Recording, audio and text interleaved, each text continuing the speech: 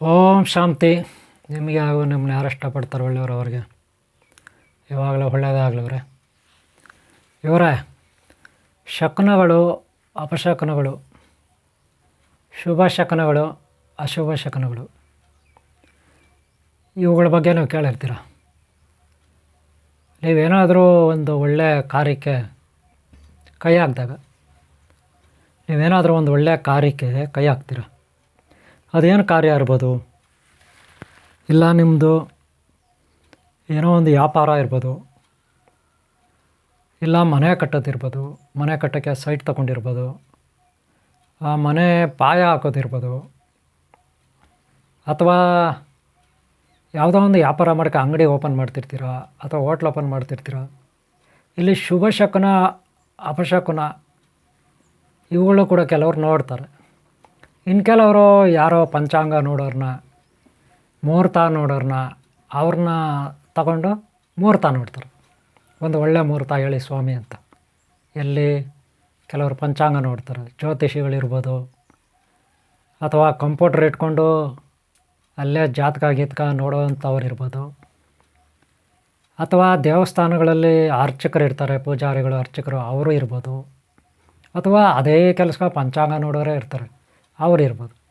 ಒಟ್ನಲ್ಲಿ ನೀವು ಎಲ್ಲೋ ಒಂದು ಕಡೆ ಜಾತಕನೋ ಇಲ್ಲ ಪೂಜೆ ಮಾಡೋದಕ್ಕೋ ಇಲ್ಲ ಇನ್ನೇನೋ ಕೆಲಸ ಕಾರ್ಯ ಆರಂಭ ಮಾಡೋದಕ್ಕೋ ನೀವು ಒಂದು ಒಳ್ಳೆಯ ಮುಹೂರ್ತ ಅಂತ ನೀವು ಬೇಕೇ ಬೇಕು. ಈ ಒಂದು ನಂಬಿಕೆ ಇರೋರು ಆ ಮುಹೂರ್ತನ ಹುಡುಕ್ಕೊಂಡು ಹೋಗ್ತಾರೆ. ಯಾರ ಹತ್ರ ಕೇಳ್ತಾರೆ? ಇವ್ರ ಹತ್ರ ಕೇಳ್ತಾರೆ. ನಾನು ಹೇಳಿದ್ನಲ್ಲ, ಪೂಜಾರಿ ಇರ್ಬೋದು, ಮಂತ್ರವಾದಿ ಇರ್ಬೋದು, ಯಾರೋ ಗುರುಗಳಿರ್ಬೋದು, ಇಲ್ಲ ಕಂಪ್ಯೂಟ್ರ್ ಇಟ್ಕೊಂಡು ಅದೇ ಕೆಲಸ ಇರ್ತಾರೆ ಕೆಲವರು, ಆನ್ಲೈನು ಅಥವಾ ಇನ್ನೇನೋ ಒಂದು ಮತ್ತೊಂದು. ಒಟ್ಟಿನಲ್ಲಿ ಶುಭ ಶಕುನ, ಅಪಶಕುನ, ಶುಭ ಮುಹೂರ್ತ ಇತ್ಯಾದಿ ಇತ್ಯಾದಿ ನೋಡ್ತಾರೆ. ಇದಕ್ಕೆ ಕಾರಣ ಗ್ರಹಗಳು, ಗ್ರಹಗತಿ, ನಕ್ಷತ್ರಗಳು, ಸ್ಥಾನ ಈ ರೀತಿ ನೋಡ್ತಕ್ಕಂಥದ್ದು. ಇವೆಲ್ಲ ನೋಡಿ ಒಂದು ಒಳ್ಳೆಯ ವಾತಾವರಣ ನೋಡಿ ಆಮೇಲೆ ಕಾರ್ಯ ಆರಂಭ ಮಾಡೋದು ಸಾಕಷ್ಟು ಮಂದಿ ಮಾಡ್ತಾರೆ.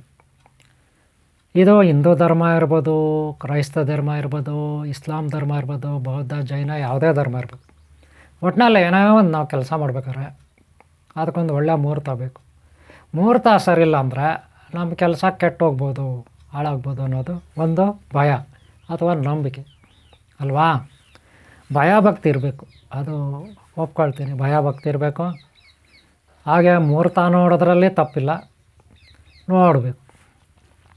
ಆದರೆ ಸಾಮಾನ್ಯವಾಗಿ ಜ್ಯೋತಿಷಿಗಳ ಹತ್ರ ಹೋಗೋದು, ಅಲ್ಲಿ ಇಲ್ಲಿ ಹೋಗೋದು ಇದೆಲ್ಲ ಓಕೆ, ಒಪ್ಕೊಳ್ತೀನಿ. ಇನ್ನು ಕೆಲವು ಸಾರಿ ಅಪಶಕನಗಳಿರುತ್ತೆ ಗೊತ್ತಾ ನಿಮಗೆ. ಏನು, ಈಗ ಯಾವುದೋ ಒಂದು ಪ್ರಯಾಣ ಬೆಳೆಸ್ತೀವಿ, ಯಾವುದೋ ಹೆಣ್ಣು ನೋಡಲಿಕ್ಕೋ ಗಂಡು ನೋಡಲಿಕ್ಕೋ ಹೋಗ್ಬೇಕು. ಆ ಟೈಮಲ್ಲಿ ಮನೆ ಹತ್ರ ಯಾವುದೋ ಕಾಗೆ ಬಂದು ಕಾವು ಅಂತ ಹೊಯ್ಕೊಳ್ಳುತ್ತೆ, ಕಾವು ಅಂತ ಹೊಯ್ಕೊಳ್ಳುತ್ತೆ. ಕಾಗೆ ಒಂದಿರ್ಬೋದು, ಎರಡು ಇರ್ಬೋದು, ಕಾಗೆಗಳು ಹೊಯ್ಕೊಳ್ತವೆ. ಇವ್ರು ಇನ್ನೇನು ಮನೆಯಿಂದ ಆಚೆ ಹೋಗ್ಬೇಕೆಲ್ಲ ರೆಡಿಯಾಗಿ, ಎಲ್ಲಿಗೆ, ಹೆಣ್ಣು ನೋಡಲಿಕ್ಕೋ ಗಂಡು ನೋಡಲಿಕ್ಕೋ ಹೋಗ್ಬೇಕು. ಈಗ ಕಾಗೆಗಳು ಹೊಯ್ಕೊಳ್ತಾ ಇದೆ. ಇದರ ಅರ್ಥ ಏನು? ಏತಕ್ಕಾಗಿ ಕಾಗೆಗಳು ಹೊಯ್ಕೊಳ್ತಾ ಇದೆ ಅನ್ನೋದು ಸಮಸ್ಯೆ ಬರುತ್ತೆ ನೋಡಿ. ಇಲ್ಲಿ ಕಾಗೆಗಳು ಹೊಯ್ಕೊಳ್ಳುತ್ತೆ. ನಿಮ್ಮದು ಯಾವುದೋ ಸೈಟ್ನಲ್ಲಿ ಹೋಗಿ ಮನೆ ಕಟ್ಟಬೇಕಾ, ಪೂಜೆ ಮಾಡಬೇಕಾ, ಆ ಟೈಮಲ್ಲಿ ಇನ್ನೇನು ಕಾಗೆಗಳು ಬಂದು ಹೊಯ್ಕೊಳ್ತಾ, ಅಥವಾ ಯಾವುದೋ ಒಂದು ಹೆಣ್ಣು ನೋಡಲಿಕ್ಕೋ ಗಂಡು ನೋಡಲಿಕ್ಕೋ ಹೋಗ್ತೀರಾ, ಅವಾಗ ಕಾಗೆ ಹೊಯ್ಕೊಳ್ತಾ ಆಚೆ. ಅಥವಾ ಇನ್ಯಾರನೋ ಎಲ್ಲೋ ಹೋಗಿ ಯಾರನೋ ಸಾಲಗಾರರು ನಿಮ್ಗೆ ಯಾರೋ ಹಣ ಕೊಡಬೇಕು, ದುಡ್ಡು ಕೊಡಬೇಕು, ತೊಗೊಂಡು ಬರೋಕ್ಕೆ ಹೋಗ್ತಾ ಇರ್ತೀರ, ಇಲ್ಲ ಅವ್ರಿಗೆ ಕೇಳಲಿಕ್ಕೆ ಹೋಗ್ತಾ ಇರ್ತೀರ, ಇಲ್ಲ ಬ್ಯಾಂಕ್ನಲ್ಲಿ ಹಣ ಗಿಣ ಕಟ್ಲಿಕ್ಕೆ ಹೋಗ್ತಿರ್ತೀರ, ಇಲ್ಲ ಬ್ಯಾಂಕಿಂದ ಹಣ ತರಲಿಕ್ಕೆ ಹೋಗ್ತಿರ್ತೀರ, ಇಲ್ಲ ಒಡವೆ ಬ್ಯಾಂಕ್ನಲ್ಲಿ ಹಡ ಇಡ್ಲಿಕ್ಕೆ ಹೋಗ್ತಿರ್ತೀರ, ಇಲ್ಲ ಬ್ಯಾಂಕಿಂದ ಅಥವಾ ಯಾರೋ ಹತ್ರ ಹಡ ಇಟ್ಟಿರೋದನ್ನು ತೊಗೊಂಡು ಬರೋಕ್ಕೆ ಹೋಗ್ತಾ ಇರ್ತೀರ. ಅಂಥ ಟೈಮಲ್ಲಿ ಕಾಗೆಗಳು ಹೊಯ್ಕೊಳ್ಳುತ್ತೆ ಮನೆ ಮುಂದೆ. ಕಾವು ಅಂತ ಹೊಯ್ಕೊಳ್ಳುತ್ತೆ, ಎಲ್ಲ ಸುತ್ಕೊಳ್ತಾ. ಅವಾಗೇನು ಅರ್ಥ, ಏನು ಇದಕ್ಕೇನು ಅರ್ಥ? ಕಾಗೆಗಳು ಹೊಯ್ಕೊಂಡ್ರೆ ಅಲ್ವಾ, ಇದೊಂದು ಸಮಸ್ಯೆ ಬರುತ್ತೆ. ಅದೇ ಮನೆಯಲ್ಲೇ ಹಲ್ಲಿಗಳು ಹೊಯ್ಕೊಳ್ತವೆ. ಹಳ್ಳಿಗಳು ಗೋಡೆ ಮೇಲೆ ಇರುತ್ತಲ್ಲ ಹಲ್ಲಿಗಳು, ಅವು ಹೊಯ್ಕೊಳ್ತವೆ. ಇವುಗಳಿಗೇನು ಅರ್ಥ ಏನು? ನಾವೇನೋ ಯೋಚನೆ ಮಾಡ್ತಾಯಿದ್ವಿ, ಏನೋ ಮಾತಾಡ್ತಾಯಿದ್ವಿ, ಏನೋ ಡಿಸ್ಕಸ್ ಮಾಡ್ತಾಯಿದ್ವಿ, ಆವಾಗ ಲೊಚ್ಚ ಅಂತ ಹಲ್ಲಿಗಳು ಹೊಯ್ಕೊಳ್ತವೆ. ಇದಕ್ಕೇನು ಅರ್ಥ? ಇದಕ್ಕೇನು ಶುಭ ಶಕುನನ, ಅಪಶಕುನನ? ಇಲ್ಲಿ ಕಾಗೆಗಳದ್ದು ಶುಭ ಶಕುನನ, ಅಪಶಕುನನ? ಹೋಗಲಿ, ಕಾಗೆ ಬಿಡ್ರಿ, ಅಲ್ಲೇ ಬಿಡ್ರಿ, ಬೆಕ್ಕುಗಳ ಅಡ್ಡ ಬರುತ್ತೆ. ಆಲ್ರೆಡಿ ನಾನು ಬೆಕ್ಕುಗಳ ಬಗ್ಗೆ ಒಂದು ವಿಡಿಯೋ ಮಾಡಿದ್ದೀನಿ, ಹಿಂದ್ಗಡೆ ಶೇರ್ ಮಾಡಿದ್ದೀನಿ. ಕಾಗೆಗಳ ಬಗ್ಗೆ ಮಾಡಿದ್ದೀನಿ, ಆದರೆ ಈ ಟಾಪಿಕ್ಕು ಹಿಂದೆ ನಾನು ಮಾಡಿಲ್ಲ, ಈಗ ನಿಮ್ಗೆ ಹೇಳ್ತಾಯಿದ್ದೀನಿ. ಈಗ ಬೆಕ್ಕುಗಳು ಅಡ್ಡ ಬರ್ತವೆ ನೋಡಿರ್ಬೇಕು. ಅದರಲ್ಲೂ ಬ್ಲ್ಯಾಕ್ ಬಂದರೆ, ವೈಟ್ ಬೆಕ್ಕು ಅಡ್ಡ ಬಂದರೆ ಏನು ಶುಭ ಶಕುನನ, ಶುಭ ಶಕುನನ, ಅಪಶಕುನನ, ಅಥವಾ ವೈಟ್ ಬಂದರೆ ಅಥವಾ ಗೋಲ್ಡ್ ಕಲರ್ ಬಂದರೆ ಇತ್ಯಾದಿಯಲ್ಲಿ ಬಾರುತ್ತೆ. ಇವುಗಳ ಪ್ರಶ್ನೆ ಮೂಡುತ್ತೆ ಅಲ್ವಾ. ಆಮೇಲೆ ಇದು ಒಂದು ಬೆಕ್ಕುಗಳ ಕಥೆ ಆಯಿತು. ಇನ್ನೂ ಆಲಕ್ಕಿ ಅಂತಾರೆ. ಆಲಕ್ಕಿ ಅಂದರೆ ಅದೊಂಥರ ಗೂಬೆ ಥರ ಇರುತ್ತೆ, ಅದು ಹೊಯ್ಕೊಳ್ತಾರೆ. ಅದು ಗೂಬೆ ಥರನೇ ಇರುತ್ತೆ. ರಾತ್ರಿ ಹೊತ್ತು ತುಂಬ ಹೊಯ್ಕೊಳ್ತಾವೆ,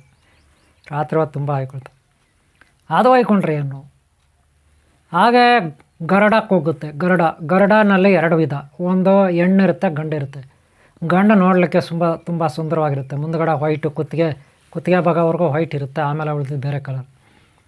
ಆದರೆ ಅದರಲ್ಲಿ ಹೆಣ್ಣು ಗರುಡ ಬಂದು ಕಾಪಿ ಕಲರ್ ಇರುತ್ತೆ. ಅವುಗಳೆಲ್ಲ ಅವು ಹೊಯ್ಕೊಳ್ತವೆ. ಅವು ಹೊಯ್ಕೊಂಡ್ರೆ ಏನು, ಶಕುನನ ಅಪಶಕುನನ, ಯಾವುದು ಹೊಯ್ಕೊಂಡ್ರೆ, ಹೆಣ್ಣು ಹೊಯ್ಕೊಂಡ್ರೆ ಏನು, ಗಂಡು ಹೊಯ್ಕೊಂಡ್ರೆ ಏನು, ಈ ರೀತಿ ಪ್ರಶ್ನೆಗಳು ಮೂಡುತ್ತೆ. ಓಕೆನಾ. ಇನ್ನು ನೆಕ್ಸ್ಟ್ ಏನು, ಗಿಳಿಗಳು ಹೊಯ್ಕೊಳ್ತವೆ, ಗುಬ್ಬಚ್ಚಗಳು ಹೊಯ್ಕೊಳ್ತವೆ. ಸರಿ, ಅದು ಬಿಟ್ಟು ಇನ್ನೇನು, ಯಾವುದೊಂದು ಸರ್ಪ ಅಡ್ಡ ಬಂದುಬಿಡ್ತು ಅಂತ ಇಟ್ಕೊಳ್ಳಿ. ನಾವು ಅವಾಗೇನು ಮಾಡೋದು, ಇಲ್ಲ ನಾಯಿನೇ ಒಂದು ಅಡ್ಡ ಬಂದುಬಿಡ್ತು. ನಾವು ವೆಹಿಕಲ್ಗೆ, ಇಲ್ಲ ಬಸ್ ಇರ್ಬೋದು, ಕಾರ್ ಇರ್ಬೋದು, 2 ವೀಲರ್ ಇರ್ಬೋದು, ಸೈಕಲ್ ಇರ್ಬೋದು, ಒಂದು ನಾಯಿ ಅಡ್ಡ ಬಂದುಬಿಡ್ತು. ಅವಾಗೇನು ಮಾಡೋದು. ಇವೆಲ್ಲ ಬಿಡ್ರಿ. ನರಿಗಳು ಇದ್ದಾವೆ, ನಿಮ್ಗೆ ಗೊತ್ತಿರ್ಬೇಕು. ನರಿಗಳು ಕೂಗ್ತವೆ ರಾತ್ರಿ ಹೊತ್ತು ನರಿಗಳು ಓ ಅಂತ ಕೂಗ್ತವೆ. ನರಿಗಳು, ತೋಳ ನರಿ ಇವೆಲ್ಲ ಕೂಗ್ತಿರ್ತವೆ ರಾತ್ರಿ ಹೊತ್ತು. ಇನ್ನು ನವಿಲುಗಳು ಮುಂಜಾನೆ ಬೆಳಗ್ಗೆ ಹೊತ್ತೆಲ್ಲ ಕೂಗ್ತಿರ್ತವೆ ನವಿಲುಗಳು. ಇವೆಲ್ಲ ಕೂಗಿದಾಗ ನಮಗಿದು ಯಾವುದೋ ಒಂದು ಪ್ರಯಾಣ ಮಾಡ್ತಿರ್ತೀವಿ ನಾವು, ಇಲ್ಲ ಯಾವುದೋ ಒಂದು ನಾಮಕರಣಕ್ಕೆ ಹೋಗ್ತಿರ್ತೀವಿ, ಯಾವುದೋ ಒಂದು ಹೆಣ್ಣೋಳಕ್ಕೆ ಹೋಗ್ತಿರ್ತೀರಿ, ಯಾವುದೋ ಒಂದು ಒಳ್ಳೆಯ ಕೆಲಸಕ್ಕೆ ಹೋಗ್ತಾ ಇರ್ತೀವಿ. ಈ ರೀತಿ ಕೂಗಿದಾಗ ಪ್ರಾಣಿಗಳು, ಯಾವ ಪ್ರಾಣಿ ಕೂಗಿದ್ರೆ ನಮಗೆ ಅಪಶಕುನ ಆಗುತ್ತೆ, ಶುಭಶಕುನ ಆಗುತ್ತೆ, ಹೋಗ್ಬೇಕೋ ಬೇಡವೋ, ಕೆಲಸ ಮಾಡಬೇಕೋ ಬೇಡವೋ ಅನ್ನೋ ಗೊಂದಲದಲ್ಲೇ ನಾವು ಸಿಕ್ಕಾಕೊಳ್ತೀವಿ. ಕೆಲವರಂತೂ ಬೆಕ್ಕಡ್ಡ ಬಂದರೆ ವಾಪಸ್ಸೇ ಬಂದುಬಿಡ್ತಾರೆ ಮನೆ ಒಳಗೆ. ಇನ್ಯಾರೋ ನಮ್ಮಂಥ ಸನ್ಯಾಸಿನೋ ಗುರುಗಳ ಅಡ್ಡ ಬಂದರೆ ಕೆಲವರು ಭಕ್ತಿಯಿಂದ ನಮಸ್ಕಾರ ಮಾಡಿ ದಕ್ಷಿಣ ಕೊಡ್ತಾರೆ. ಗುರುಗಳೇ ನೀವಿಲ್ಲೇ ಬಂದುಬಿಟ್ರಲ್ಲ, ಗುರು ಬ್ರಹ್ಮ ಗುರು ವಿಷ್ಣು ಗುರುದೇವ ಮಹೇಶ್ವರ ಅಂದ್ಬಿಟ್ಟು, ಗುರು ಸಾಕ್ಷಾತ್ ಪರಬ್ರಹ್ಮ ಅಂದ್ಬಿಟ್ಟು ತಸ್ಮೈ ಶ್ರೀ ಗುರು ಏನಮ್ಮ ಅಂತ ಒಂದಷ್ಟು ದಕ್ಷಿಣೆ ಆಗಿಬಿಡ್ತಾರೆ ಕೆಲವರು ಭಕ್ತಿ ಇರೋರು. ಅದೇ ಭಕ್ತಿ ಇಲ್ದವರು ಯಾರು ಸನ್ಯಾಸಿ ಅಡ್ಡ ಬಂದ ಇವತ್ತು ಅಷ್ಟೇ ನಮ್ಮ ಕೆಲಸ ಅಂತ ಅನ್ಕೋತಾರೆ. ಭಕ್ತಿ ಇಲ್ದವರು, ಗುರುಗಳ ಮಹತ್ವ ಗೊತ್ತಿಲ್ಲದವರು, ಅಜ್ಞಾನಿಗಳು ಅದೇ ರೀತಿ ಮಾತಾಡ್ತಾರೆ. ಅಜ್ಞಾನಿಗಳೇನು ಮಾತಾಡ್ತಾರೆ, ಇವನು ಯಾರೋ ಸನ್ಯಾಸಿ ಅಡ್ಡ ಬಂದ ನಮ್ಮ ಕೆಲಸ ಅಷ್ಟೇ ಇನ್ನು ಅಂತ ಹಂಗೆ ಅನ್ಕೊಬಿಡ್ತಾರೆ. ನಿಜ ಹೇಳ್ಬೇಕಂದ್ರೆ ಗುರುಗಳು ಕಾಣಿಸಿದ್ರೇ ಎಷ್ಟೋ ಜನ್ಮದ ಪಾಪಗಳು ನಾಶ ಆಗುತ್ತೆ. ಇನ್ನೇನಾದರೂ ಅವನ ಆಶೀರ್ವಾದ ಸಿಗ್ಬಿಟ್ರೆ ಪ್ರತಿ ಜನ್ಮಕ್ಕೂ ಅವರು ಒಳ್ಳೆ ಕುಲದಲ್ಲಿ ಹುಡ್ತಾರೆ, ಒಳ್ಳೆ ವಾತಾವರಣದಲ್ಲಿ ಹುಡ್ತಾರೆ, ಒಳ್ಳೆ ಆರೋಗ್ಯ ಬಗ್ಗೆ ಐಶ್ವರ್ಯವಂತರಾಗಿರ್ತಾರೆ. ಅವ್ರ ಅಂಶಗಳು ಉದ್ಧಾರ ಆಗುತ್ತೆ ಸಾಧುಗಳು ಸನ್ಯಾಸಿಗಳ ಆಶೀರ್ವಾದ ಲಭಿಸಿದ್ರೆ ಅಲ್ವಾ. ಆದರೆ ಈ ಅರ್ಥ ಗೊತ್ತಿಲ್ಲದ ಅಜ್ಞಾನಿಗಳು ಅವ್ರ ಬಗ್ಗೆ ಕೆಟ್ಟದಾಗ ಮಾತಾಡ್ತಾರೆ, ಗೌರವ ಕೊಡಲ್ಲ. ಬಸ್ಸುಗಳಲ್ಲಿ, ಟ್ರೈನ್ಗಳಲ್ಲಿ, ಬಸ್ ಸ್ಟ್ಯಾಂಡ್ಗಳಲ್ಲಿ ಸಾಧುಗಳಿಗೆ ಗೌರವ ಕೊಡಲ್ಲ ಅಜ್ಞಾನಿಗಳು. ಅವರೆಲ್ಲ ಘೋರ ನರಕಗಳಲ್ಲೇ ಕೊಳೆಯೋದು, ಇದರಲ್ಲಿ ಯಾವುದೇ ಸಂದೇಹ ಇಲ್ಲ. ಓಕೆನಾ. ಈಗ ನೋಡೋಣ, ಟಾಪಿಕ್ ಬರೋಣ. ನೋಡಿ, ಕಾಗೆ ಕೂಗಿದ್ರೆ ಅದು ನಮ್ಮ ಪೂರ್ವಿಕರು ಅಂತ ನೀವು ತಿಳ್ಕೊಳ್ಳಿ. ಕಾಗೆಗಳ ಬಂದರೆ ಮನೆ ಹತ್ರ ಪೂರ್ವಿಕರು ಅಂತ ತಿಳ್ಕೊಳ್ಳಿ, ಆಶೀರ್ವಾದ ಸಿಗುತ್ತೆ. ಅದು ನಿಮಗೆ ಶುಭ ಶಕುನನೇ, ಅವಶ್ಯಕನ ಅಂತ ಅಲ್ವೇ ಅಲ್ಲ. ಇನ್ನು ನಿಮಗೆ ಗೂಬೆ ಎಲ್ಲ ಬಂತು ಕಾಣಿಸ್ತದೆ, ಅದನ್ನು ಮಹಾಲಕ್ಷ್ಮಿ ಅಂತ ತಿಳ್ಕೊಳ್ಳಿ, ಗೊತ್ತಾಯ್ತಲ್ಲ.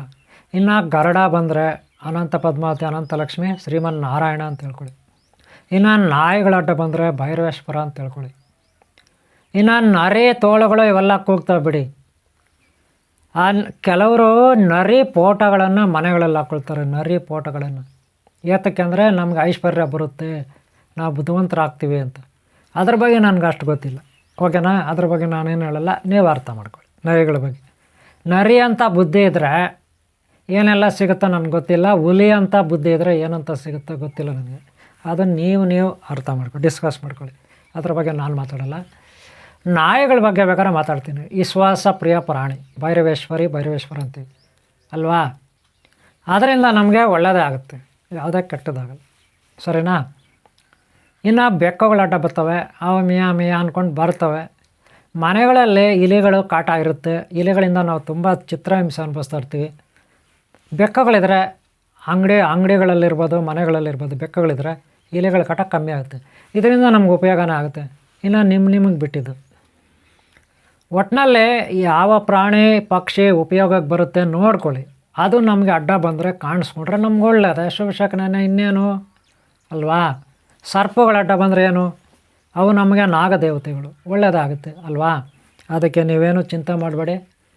ಶಕುನ, ಶುಭ ಶಕುನ, ಅಪಶಕುನ ಇವುಗಳಲ್ಲಿ ಇಷ್ಟು ಮಾಹಿತಿ ಕೊಟ್ಟಿದ್ದೀನಿ. ಯಾರೇ ಸಾಧು ಸನ್ಯಾಸಿ ಬಂದರೆ ಆಶೀರ್ವಾದ ತಗೊಳ್ಳಿ, ಸ್ವಲ್ಪ ದಕ್ಷಿಣ ಕೊಟ್ಟು ನಿಮ್ಮ ಜನ್ಮಗಳೇ ಉದ್ಧಾರ ಆಗುತ್ತೆ, ಪುನೀತರಾಗ್ತೀರ, ಪಾಪಗಳ ನಾಶ ಆಗುತ್ತೆ, ದಾರಿದ್ರ್ಯ ಕಳೆಯುತ್ತೆ, ರೋಗಗಳು ಕಳೆಯುತ್ತೆ. ಸಾಧುಗಳ ಹತ್ರ ಸನ್ಯಾಸಿಗಳ ಹತ್ರ ಆಶೀರ್ವಾದ ತಗೊಂಡ್ರೆ. ಹಂಗಂತ ಯಾರ್ಯಾರ ಹತ್ರ ಸನ್ಯಾಸಿಗಳು ಯಾರ್ಯಾರೋ ಸಾಧುಗಳು ಇರ್ತಾರೆ, ಎಲ್ಲರ ಹತ್ರ ಅಲ್ಲ, ಒಳ್ಳೆಯವರಾಗಿರ್ಬೇಕು. ಅವರು ಕೂಡ ಗುರುಗಳು ಯೋಗ್ಯರಾಗಿರಬೇಕು, ಗೊತ್ತಾಯ್ತಲ್ಲ? ಇನ್ನು ಪ್ರಾಣಿಗಳು ಬಿಡಿ, ಅವು ಯಾವಾಗ ಶುದ್ಧವಾದ ಮನಸ್ಸು. ಈಗ ಹಸು ಇರ್ಬೋದು, ಹಸು ಕಾಮ್ದೇನು ಅಂತೀವಿ. ಗಂಡು ಎತ್ತಿಗೆ ಬಸವನಿಗೆ ಪವಾಡ ಬಸವ ಅಂತೀವಿ, ನಂದೀಶ್ವರ ಅಂತೀವಿ. ಅವು ಅಡ್ಡ ಬಂದರೆ ನಮ್ಗೆ ಒಳ್ಳೆಯದಾಗುತ್ತೆ. ಸರಿನಾ? ಈಗ ಎಲ್ಲ ಕಡೆಯಿಂದ ನಮಗೆ ಒಳ್ಳೆಯದೇ ಇರುತ್ತೆ. ಆದರೆ ಕೆಲವರೆಲ್ಲ ಏನೇನೋ ಅದನ್ನು ಕಪೋಲ ಕಲ್ಪಿತ ಕಥೆಗಳು ಕಟ್ಕೊಂಡು ಮೂಢನಂಬಿಕೆ ಇಟ್ಕೊಬಿಟ್ಟು, ಅಯ್ಯೋ ಅದು ಅಪಶಕುನ, ಅಯ್ಯೋ ಇದು ಅಡ್ಡ ಬಂತು, ಅಯ್ಯೋ ಅದು ಹಂಗಾಯಿತು, ಇದು ಹಿಂಗಾಯಿತು ಅಂತ ದೇವರೇ ಗೊತ್ತು. ಅಷ್ಟೇ ಅಲ್ಲ, ಯಾರಾದರೂ ಸತ್ತು ಹೋಗ್ಬಿಟ್ರೆ ಅವ್ರ ಮನೆಗಳವರು ನಮ್ಮ ಹತ್ರ ಅಡ್ಡ ಕಾಣಿಸ್ಕೊಬಿಟ್ರೆ ಅವಾಗೂ ಅಪಶಕುನ ಅನ್ಕೊಬಿಡ್ತಾರೆ. ಅಷ್ಟೇ ಅಲ್ಲ, ಯಾರೋ ಗಂಡ ಸತ್ತೋಗಿರೋ ಹೆಣ್ಣು ವಿಧವೆಯರು ಅವ್ರ ಅಡ್ಡ ಬಂದುಬಿಟ್ರೆ ಅಯ್ಯೋ ಬಂದುಬಿಟ್ರು ಅಂತಾರೆ. ಏನೋ ಆಗೋಯ್ತು, ಇನ್ನು ನಮ್ಮ ಕೆಲಸ ಅಷ್ಟೇ, ಏನು ಕೆಲಸ ಆಗಲ್ಲ ಅಂದ್ಬಿಡ್ತಾರೆ. ಇನ್ನು ಕೆಲವು ಹೆಣ್ಮಕ್ಳಿಗೆ ಮಕ್ಕಳಾಗಲ್ಲ, 5 ವರ್ಷ 6 ವರ್ಷ ಮದುವೆ ಆಗಿರುತ್ತೆ. ಅಂಥವ್ರನ್ನ ಬಂಜ ಅಡ್ಡ ಬಂದುಬಿಟ್ಲು ಅವಮಾನ ಮಾಡ್ತಾರೆ. ಇದೆಲ್ಲ ಅಪರಾಧ, ತಪ್ಪು, ಹಂಗೆಲ್ಲ ಮಾಡಬಾರ್ದು. ಗೊತ್ತಾಯ್ತಲ್ಲ? ನಾವು ಯಾವಾಗಲೂ ಶುದ್ಧವಾದ ಮನಸ್ಸು ನಮ್ಮಲ್ಲಿರಬೇಕು, ಒಳ್ಳೆಯ ಭಾವನೆಗಳು ನಮ್ಮಲ್ಲಿರಬೇಕು. ಅವಾಗೇ ನಾವು ನೋಡಿದ್ದೆಲ್ಲ ನಮಗೆ ಸಚ್ಚಿದಾನಂದ ಸ್ವರೂಪ ಪರಬ್ರಹ್ಮನೇ ನಮಗೆಲ್ಲ ಕಡೆ ಕಾಣಿಸ್ತಾನೆ. ಪ್ರತಿ ಪ್ರಾಣಿನಲ್ಲಿ, ಗಿಡ ಮರ ಬಳ್ಳಿನಲ್ಲಿ, ಈ ಜಗತ್ತಿನಲ್ಲಿ ನಮಗೆ ದೇವರೇ ಕಾಣಿಸ್ತಾನೆ ಅಲ್ವಾ? ಆ ದೇವತೆಗಳನ್ನು ನಾವು ಹೊಲಿಸ್ಕೊಳ್ಳೋದು ಹೆಂಗೆ, ಸಿದ್ಧಿಗಳಂಗೆ, ಶಕ್ತಿಗಳಂಗೆ. ಎಲ್ಲ ಪ್ರಾಣಿ ಪಕ್ಷಿ ಗಿಡ ಮರ ಬಳ್ಳಿ ನದಿ ಸಾಗರಗಳಲ್ಲಿ ದೈವಿ ಶಕ್ತಿ ಇರುತ್ತೆ. ಎಲ್ಲ ಪರ್ವತಗಳಲ್ಲಿ ನದಿಗಳಲ್ಲಿ ಎಲ್ಲ. ಅದಕ್ಕೆ ಒಂದೊಂದು ನದಿಗೂ ನಾವು ಕಾವೇರಿ, ಗಂಗಾ, ನರ್ಮದಾ, ತುಂಗೆ, ಬ್ರಹ್ಮಪುತ್ರ, ಸರಸ್ವತಿ, ಯಮುನಾ ಇತ್ಯಾದಿ ಹೆಸರುಗಳನ್ನು ಬಿಟ್ಟಿದ್ವಿ. ಆ ನದಿಗಳನ್ನು ಸ್ಮರಣೆ ಮಾಡಿದ್ರೇ ನಮಗೆ ಪುಣ್ಯ ಬರುತ್ತೆ. ಇನ್ನೇನಾದರೂ ಸ್ನಾನ ಮಾಡಿದ್ರೆ ಇನ್ನಷ್ಟು ಪುಣ್ಯ ಬರುತ್ತಲ್ವ. ಹಾಗೆ ಪರ್ವತಗಳಿಗೂ ಹೆಸರಿದೆ. ಹಿಮಾಲಯ ಪರ್ವತ, ಮೇರು ಪರ್ವತ, ನಂದಿ ಬೆಟ್ಟ ಇತ್ಯಾದಿ ಪರ್ವತಗಳಿದೆ. ಅವುಗಳಿಂದನೂ ನಮಗೆ ಪುಣ್ಯ. ಗೋವರ್ಧನ ಗಿರಿ ಇತ್ಯಾದಿ ಪರ್ವತಗಳಿಂದ ನಮಗೆ ಸ್ಮರಣೆ ಮಾಡಿದ್ರೆ ನಮಗೆ ತಿರುಪತಿ ಧರ್ಮಸ್ಥಳ ಇತ್ಯಾದಿ ಇರುತ್ತೆ. ಕ್ಷೇತ್ರಗಳು, ಪುಣ್ಯತೀರ್ಥ ಕ್ಷೇತ್ರಗಳು ಇರ್ತವೆ. ಅವುಗಳ ಸ್ಮರಣೆ ಮಾಡಿದ್ರೆ ನಮಗೆ ಒಳ್ಳೆಯದಾಗುತ್ತೆ ಅಲ್ವಾ? ಹಾಗೆ ನಮ್ಮ ಮನಸ್ಸು ಭಾವನೆಗಳು ಈ ಪ್ರಕೃತಿನಲ್ಲಿ ಬೆಟ್ಟ ಗುಡ್ಡ ಮರ ಬಳ್ಳಿ ಎಲ್ಲ ಕಡೆ ನಾವು ದೈವವನ್ನು ನೋಡಬೇಕು. ಅವಾಗೇ ನಮ್ಗೆ ಒಳ್ಳೆಯದಾಗುತ್ತೆ. ಇದರಿಂದ ನಮ್ಮ ಜನ್ಮ ಪುನೀತ ಆಗುತ್ತೆ.